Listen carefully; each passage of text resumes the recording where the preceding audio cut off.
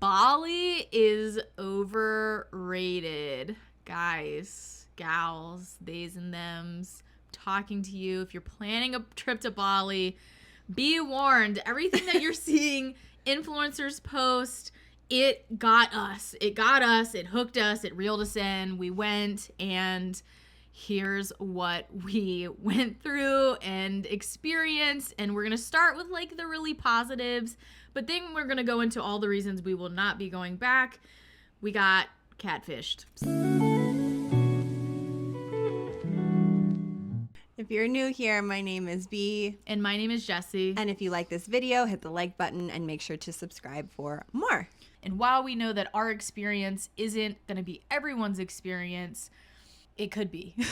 Just to say, like, we're not bashing Bali and Indonesia as a whole. We are simply stating our experience and that we felt like we were kind of expecting a totally different experience based off of what Instagram and social media has sort of portrayed to us and also what people in our life have told us. So we just thought it was very interesting to see like how different our lived experience was to what everyone else has been talking about. So no bashing here. Like Jessy said, we're going to start with the positives first, and then we're going to get into our crazy customs experience that was so terrifying. It was horrifying. It was kind of like, okay, wait, I don't know if I want to be here. Yes, so we'll get to that. But some of the positives of Bali. Okay.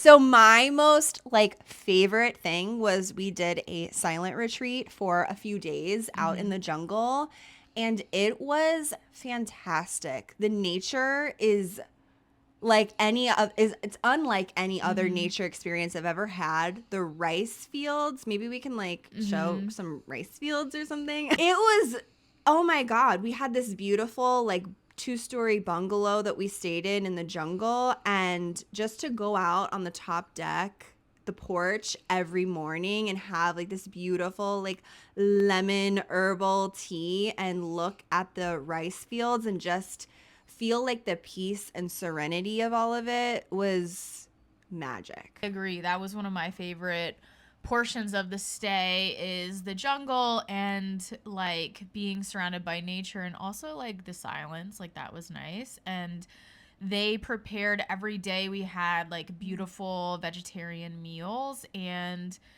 the meals were so good that I was contemplating becoming like full-time vegetarian after, because I was like, wow, that was like so amazing. And we felt really safe there, and like the people that were around, even though we weren't like communicating with them, it felt really safe and like beautiful. And we did make connections, like, which was crazy because nobody was talking, but we had this really beautiful connection with this woman that was there. And I remember before we were leaving, she happened to be at the little the office, and like we got to talk to her and like give her a hug, and like it was just like really magical. We were all crying. It was really a beautiful moment. So that was one of the highlights, I think, of our trip. Yeah, for sure. And we can link the silent retreat as well.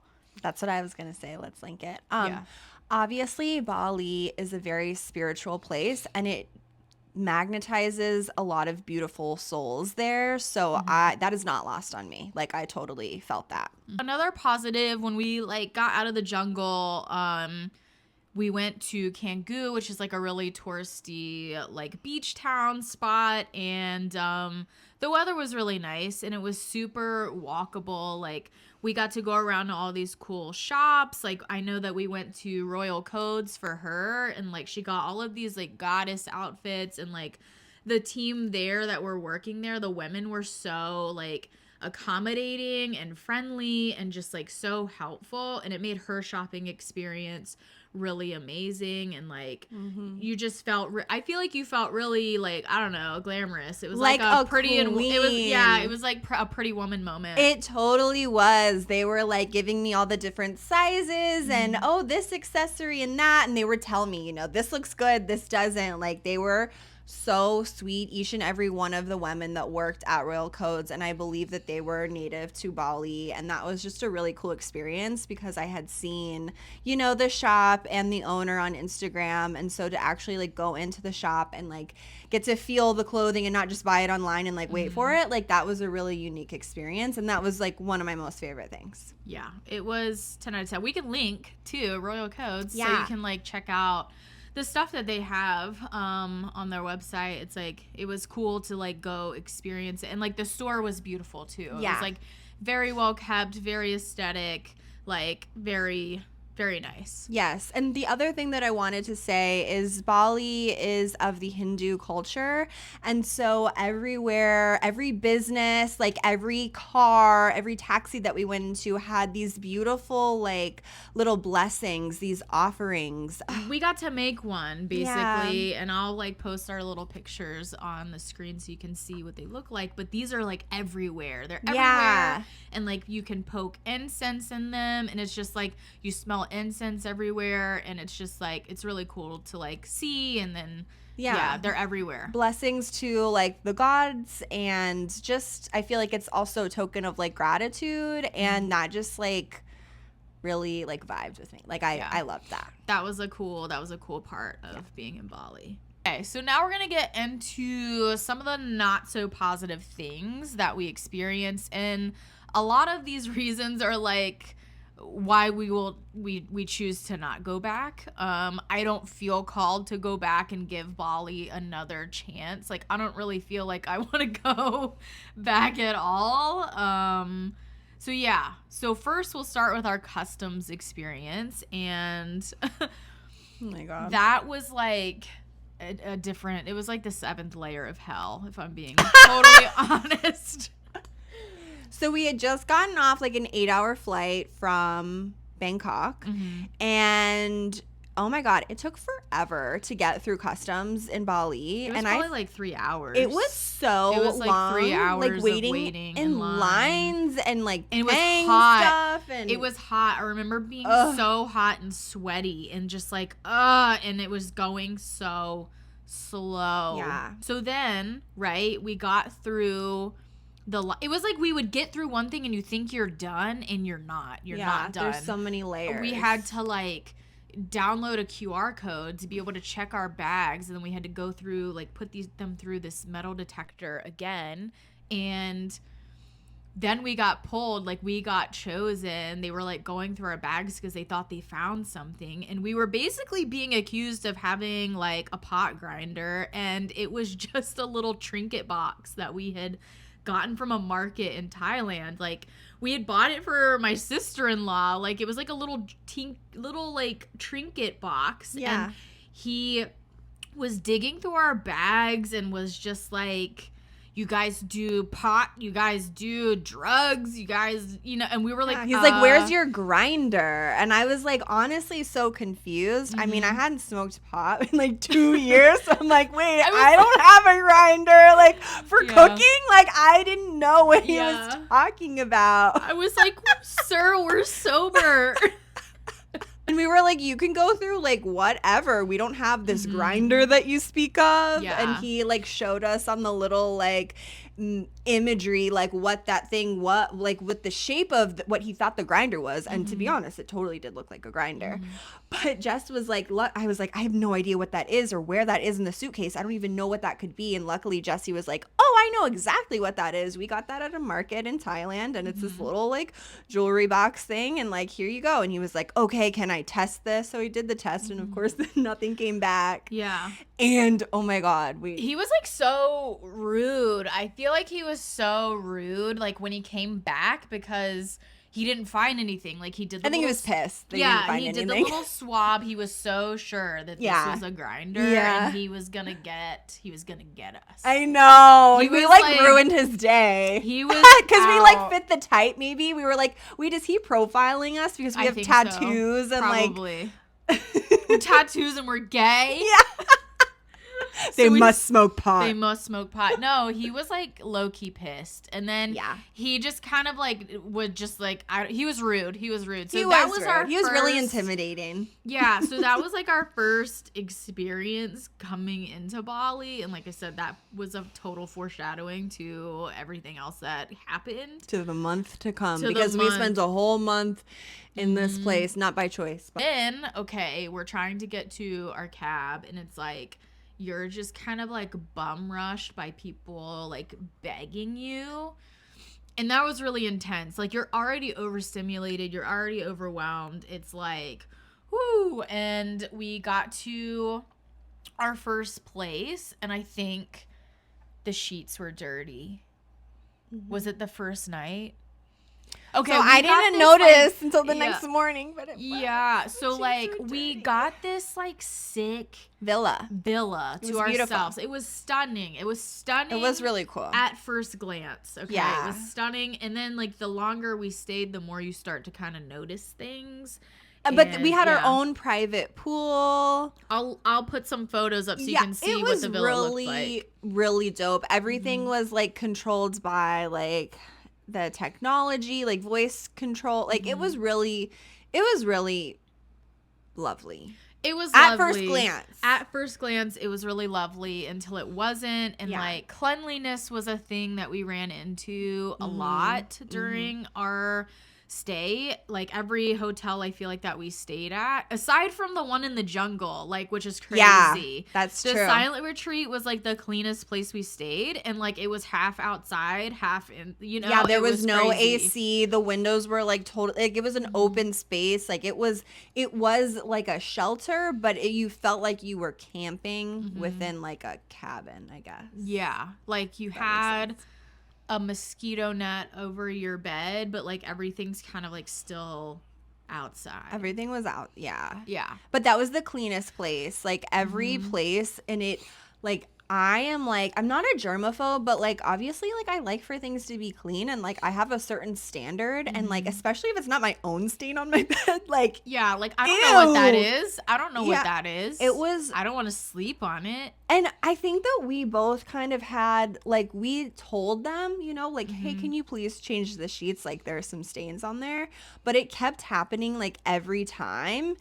And it was kind of like we were so new to this place, and we had that like really terrible experience at customs that like we didn't really know if it was like appropriate to like speak up. I feel like we were also totally different people. Yeah, we were. Like we would have totally like been more like hounding them like, hey, this is not okay. Like you need to like go get new sheets basically, which is actually what they ended up doing. Like after we left, like a just very honest review, they went and they bought all clean sheets. Yeah. Because we were, we are totally different people now. And we were like kind of nervous to speak up because we were like in a different country, y'all. And like we were not familiar with like, I don't know, just like how things went. And like also we're gay, and like we didn't know if we would be harassed. Like there were also, we didn't even talk about this, there were also like men like around that villa area. Secure. It wasn't secure. We just didn't feel safe. We didn't feel safe. We did not feel safe in the area. Like the villas were like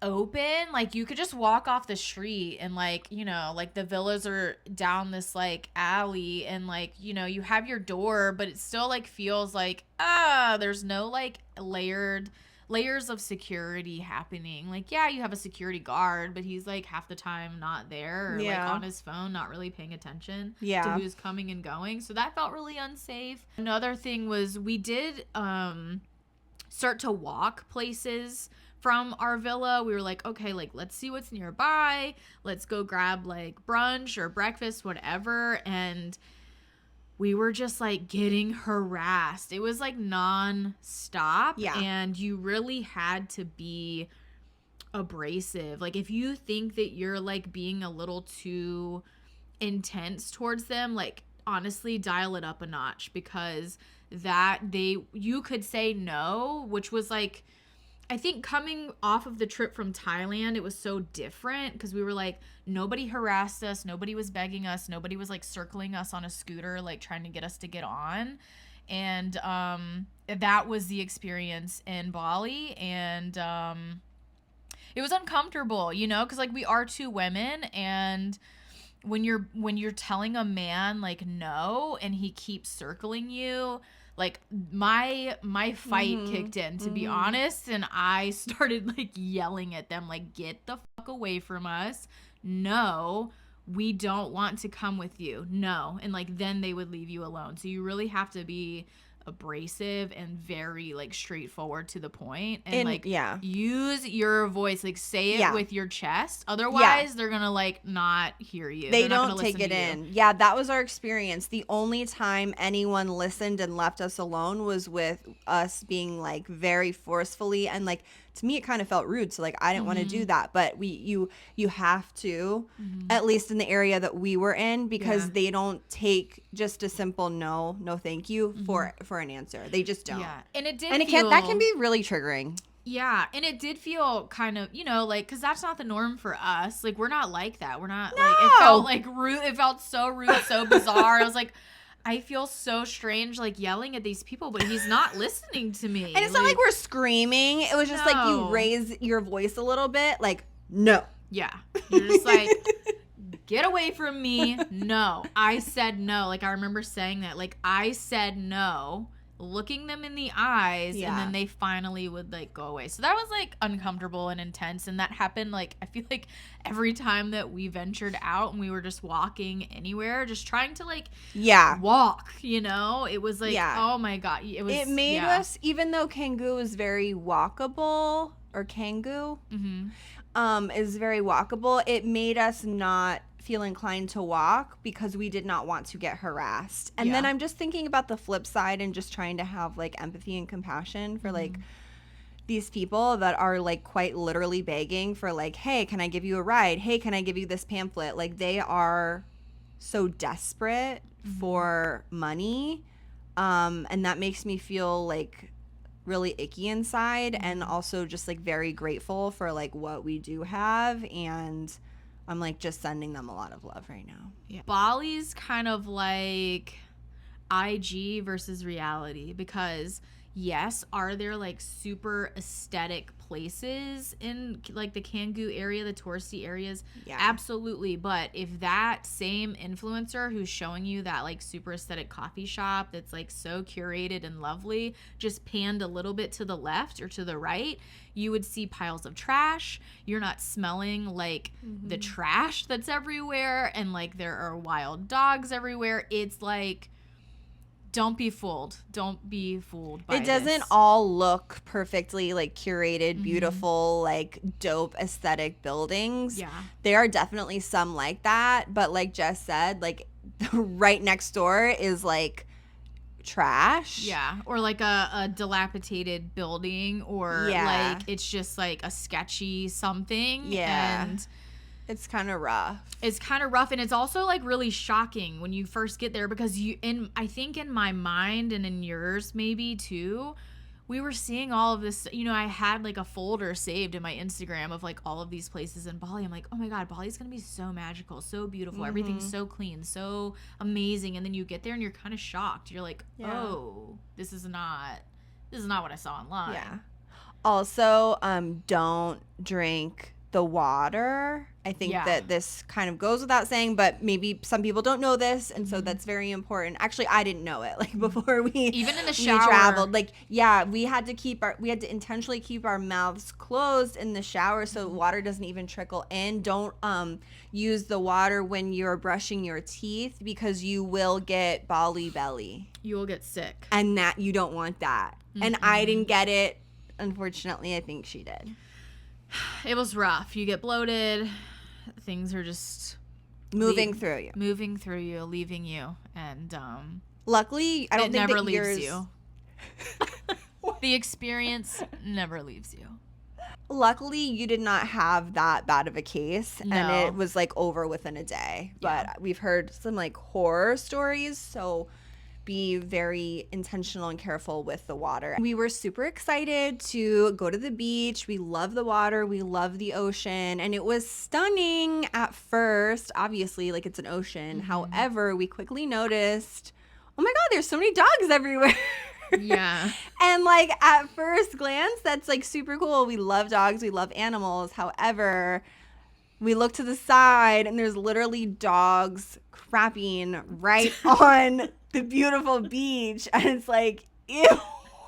Like, who wants to go lay down and like lay out on the beach when there's like a pile of dog crap? And next you don't to know. You could just like, because the dogs are kicking sand over it. They're just defecating and covering it like cats. And you're like, lay your beach towel down and you're laying in dog crap.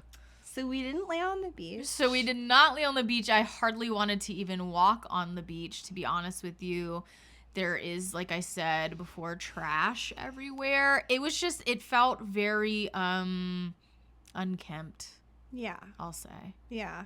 And not like the beach needs to be like perfectly manicured, you know, like I don't necessarily agree with all that. Like they are in America. Like I went to Costa Rica and the beaches like weren't perfectly manicured, but it wasn't like dirty, you know, like it was just the earth, you know, like there's sticks on the beach and there's rocks on the beach and like all of that is beautiful and perfect and fine. But this was just like another level of like kind of just shock.